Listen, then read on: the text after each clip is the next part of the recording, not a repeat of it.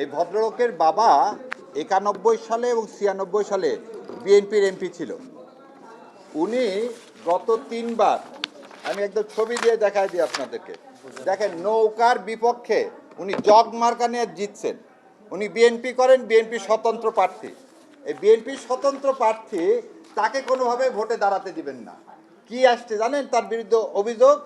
এই ভদ্র মহিলা উনি স্বাক্ষর করছেন আর ওখানে লিখে দিচ্ছেন যে উনি স্বাক্ষর করেননি। এই দেখেন এর পাতা দেখাচ্ছি আমি,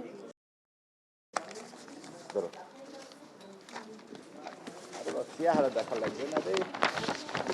বলছে 1500 নম্বরে এই ভদ্র মহিলা, এদিকে আসে, এই ভদ্র মহিলা স্বাক্ষর করেনি, দেখেন স্বাক্ষর করছে।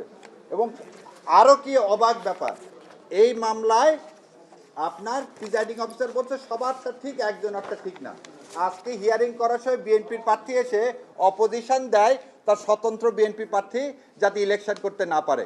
সেজন্য আপনাদের মাধ্যমে বলতেছি সারা দেশবাসীকে, ভোট হচ্ছে একটা আমানত, এবং এইভাবে বিএনপির স্বতন্ত্র প্রার্থীদেরকে এইভাবে ভোট করতে না দেওয়া, এই কনস্পিরেসি, এই ইলেকশন ইঞ্জিনিয়ারিং চলবে না। এই ইলেকশন ইঞ্জিনিয়ারিং করে আর যাই হোক বিএনপি লাভবান হবে না। ওনার মার্কা কি? জগ, আর নিচে কি নৌকা আছে? উনি জগ মার্কা নিয়ে জয়লাভ করছেন।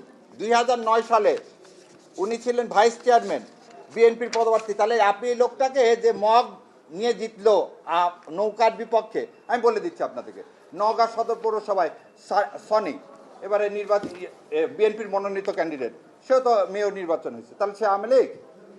অ্যাডমিটেডলি যার বাবা 2 বার 91-96 সালে বিএনপি থেকে নির্বাচিত এমপি, উনি 3 বার চেয়ারম্যান এবং পৌরসভা চেয়ারম্যান হয়েছেন এই ফ্যাসিস্ট আমলেও, তাকে আপনি আওয়ামী লীগ লেভেলাইজ করতেছেন কেন? দেখেন সে ভোটে যদি সে জিতবে, না জিতলে জিতবে না, এত ভয় কিসে? লোককে দেন, লোক ঠিক করুন, ভোট ইঞ্জিনিয়ারিং করেন না।